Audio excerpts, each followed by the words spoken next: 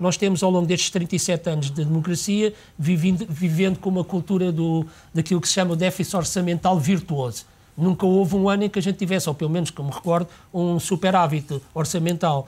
Ora, isto é impossível, não é? E naturalmente só reagimos quando vêm interlocutores de fora a pôr-nos alguma pressão. Foi o caso do FMI, as duas vezes que estiveram cá, foi a questão do limite, fixar o limite de 3% para o déficit orçamental e assim sucessivamente. Ora, isto tem que, de alguma forma, alterar e tem que alterar também ao nível das mentalidades. Nós temos que ter, e acho que estes números e a realidade dos números fazem com que, quer queiramos que não, a comunidade, o povo em si, saiba a verdadeira situação em que o país se encontra, porque de outra maneira continuamos a pensar que isto é o oásis, entre aspas, como alguém já referiu em tempos, não é? Não, beleza. Porquê é que se tomou, no seu entendimento, porquê é que se tomou a opção de incluir ou não incluir no déficit a questão das SCUT? Porque é que se tomou esta opção quando aparentemente as indicações não tenho a vinham certeza. noutro sentido? Eu não conheço o suficiente das convenções das contas nacionais para saber se é uma questão que levanta muitas dúvidas ou se era uma questão razoavelmente clara, e se fosse assim não havia razão para não se ter incluído e depois ter que se ter corrigido. Porque isto até para o futuro agora passa a ser melhor, não é? Repare, Portugal apesar tinha, destes déficits e agora estamos a perder superiores, uma reputação boa no que toca, digamos, à correção, pelo menos à honestidade das estatísticas. Eu lembro-me que isso acontecia, as instâncias internacionais, os criadores, não punham em causa as estatísticas duvidando da boa-fé das autoridades portuguesas, punham, enfim, em causa e verificavam as questões técnicas. Uma situação como aquela de 2009, que agora referiu, uma situação como esta, que vamos lá ver até onde vai, para 2010. Esta ideia de quando os dados são bons, a gente põe-nos cá fora, não dá bom aspecto, digamos assim, não informa como deve ser os cidadãos, que também têm todo o direito e o dever de saber, e os partidos políticos, nomeadamente a oposição, o Parlamento, mas num contexto como o atual, é particularmente negativo, porque é recebido pelas pessoas que têm que, neste caso, preparar um programa, é recebido pelos mercados financeiros com sempre alguma dificuldade. Eu admito que, em alguns casos, não seja, digamos, falta de seriedade, seja alguma falta de competência, mas devo dizer que, do ponto de vista exterior, eu digo, estes sujeitos são incompetentes ou estes sujeitos não são sérios, o resultado, para efeitos práticos, não é muito diferente. Agora, a ideia de dar uma mensagem ao Fundo Internacional e saírem os números mais cedo, não é uma ideia completamente peregrina, porque era perfeitamente possível dar a informação ao Fundo Internacional provisória e exatamente, aliás, o Fundo Internacional nessa matéria tem uma reputação impecável de não haver fugas de informação. Portanto, perfeitamente, aliás, faz parte das regras, tem que ser assim, e ainda bem que é. Publica-se depois, não se publica durante e os governos podem estar descansados que não vai haver fuga desse lado. Mas é evidente dar as informações de uma maneira reservada. Aliás, até como foram dadas com certeza muitíssimas informações, semanas, claro, que nós não sabemos. Não é? E depois, na data normal, saíam os números. Eu acho que esta confusão e a ideia de que isto não é mau, toca a pôr cá fora. Não penso que seja uma solução boa, em particular no médio prazo. Pode dar jeito numa altura qualquer, porque enfim, os hipotéticos investidores em dívida portuguesa não querem lá saber de um número, se por acaso, ou se pensam que vai haver 3 números diferentes sobre a mesma coisa e que esta não tem nenhuma credibilidade. E pior, mesmo que os números estejam exatos, como são vistos com um grão de sal, produzem menos efeito se forem bons. Mas se os mercados, ou se os agentes em geral, tiverem dúvidas, o efeito positivo desaparece. Claro. Mas, por exemplo, esta decisão agora de obrigatoriedade de ter que se incluir no ano o investimento que é feito no ano em matéria de SCUT, isso depois para o futuro acaba por ter implicações positivas, ou seja, o déficit agora é penalizado, mas para o futuro não é tanto. Dependendo, claro, evidentemente, se houver ou não novas iniciativas nessa matéria, claro, é possível, mas infelizmente nós temos estado tão centrados sobre o curtíssimo prazo que só interessa o déficit da manhã e não o déficit do ano que vem. Isso não é bom também. José Almassa, sobre esta hipotética possibilidade de facto voltarmos um pouco àquilo que foi feito em 83 e haver aqui este pagamento de subsídios de férias e de Natal via certificados do Tesouro, qual é a sua opinião? E em matéria até de ligação da importância de certificados de Tesouro e aforro, como é que acha que os cidadãos reagem a uma medida destas?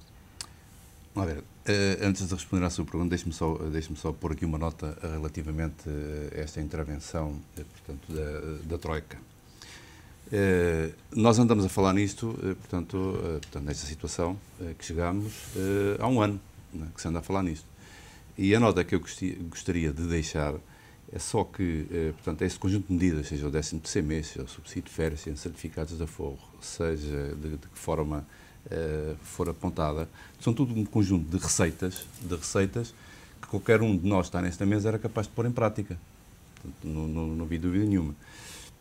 Agora, a questão é preciso, essa nota que eu gostava de deixar, é preciso vir alguém de fora, não é, para pôr em prática um conjunto de medidas. Todos sabemos que era uma forma de resolver o problema. Portanto, resolver o problema do déficit e da dívida. Agora, objetivamente, em relação à sua questão, é evidente que estamos a falar de um universo, portanto, estamos a pensar que isso vai ser feito a nível do funcionalismo, portanto, do Estado, não é? Estamos a falar de 600 mil pessoas, 700 mil pessoas. Não sei se isso vai ser extensível também às reformas, se calhar também os reformados do Estado vão ser abrangidos por isso também. É evidente que da parte do cidadão comum a reação não será favorável, não é? E não será favorável, tanto mais ainda, que as pessoas não acreditam, portanto, o cidadão comum não acredita nas necessidades de se tomarem essas medidas. Daí, isto porquê? É porque não se tem vindo a falar a verdade e não se tem vindo a dizer exatamente qual é o problema do país. Isto leva-me a outra conclusão, portanto, a outro caminho, que é dizer, bem, então, mas se a população, portanto, se os cidadãos tivessem consciência da gravidade em que o país se encontra, e se houvesse um sinal coletivo de que este esforço é necessário, estamos a falar de um esforço adicional, portanto, além daquele que temos vindo a passar a nível dos impostos, o cidadão comum talvez entenda. Custa-lhe, mas entenda, não é? Agora, é preciso fazer passar essa mensagem, e essa mensagem ainda não passou de que é necessário fazer cortes, é necessário aumentar a taxa de poupança. Portanto, nós temos uma taxa de poupança que não chega a 10%, portanto, é uma taxa muito baixa, quando no passado chegou a andar à volta dos 20%, não é? Portanto, e 30%, portanto, já não vou aos 30%. Mas, portanto, isso será um ponto para relançar a economia, portanto, aumentar a poupança, não é? Os apelos à coesão política, à coesão social que foram deixados ontem durante as comemorações do 25 de Abril não são suficientes para chegar aos cidadãos? Elas são importantes, não é? E até, inclusivamente, comentava há pouco com o professor que não se justifica muito que, por exemplo, quer o Bloco de Esquerda, quer o Partido Comunista não estejam envolvidos nestas conversações, pelo menos, apesar de dizerem que não são negociações. Pelo menos para manifestarem a posição que têm. Exatamente, e acho que sim. Mas, efetivamente, eu também estou bastante em sintonia com o professor José Almassa, porque, efetivamente, eu, aliás, tenho dito isso aqui várias vezes, uma das coisas que a mim, pessoalmente, mais me preocupava era o facto de não se passar a verdade aos portugueses. E a verdade é a realidade destes números. E era muito simples dizer o seguinte, nós vamos ter que pagar cerca de 74 mil milhões de euros em 2011 e 2012 da nossa dívida. Isso era como, para pagar isso, sem qualquer esforço, era preciso ganharmos todos os dias um jackpot no Euromilhões de 100 milhões de euros, para que as pessoas tenham noção. E, portanto, quer queiramos, quer não, vai ter que haver sacrifícios, vai ter que haver disciplina e vai ter que haver também crescimento, desafios. Pronto. E acho que uma das grandes méritos que tenha que ser dado agora a este memorando de entendimento que vai ter que haver entre a Troika e Portugal e os nossos governantes, é tentar encontrar um equilíbrio entre as medidas de austeridade, as questões das medidas também para o relançamento da economia e também uma coisa que é importante, que é o ajustamento, o número de anos que vai ser necessário para fazer face a esse pagamento, não é?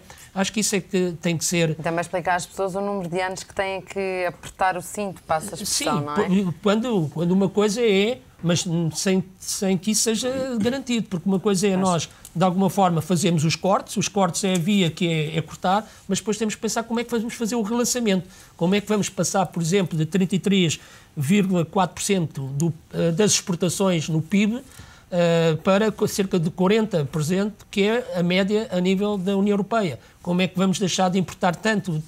Portanto, este déficit é muito complicado de se alterar. E aí eu penso que, e aliás, não tinha conhecimento disso, achei interessante umas das declarações do responsável da CAP, da Confederação de Agricultores Portugueses, quando saiu das conversações com a Troika, dizendo que era muito importante que, por exemplo, não fossem cortados a coparticipação do Estado português no programa do PRODER. Ou seja, segundo o representante da CAP, Portugal, portanto, comprometendo-se em colocar 150 milhões de euros, pode alavancar 1.000 milhões de euros para investimentos no setor do agro. Francisco Banha, eu proponho só um intervalo, Sim. porque há pouco também falávamos, o Miguel Beleza falava das medidas estruturais e se calhar na segunda parte voltamos a elas em vez de olharmos só para o curto prazo. Okay. É uma curta paragem nesta Comissão Executiva. Estamos então a olhar para as medidas que serão aplicadas pela equipa internacional do Fundo Monetário Internacional, BCE e União Europeia, que está a negociar com Portugal.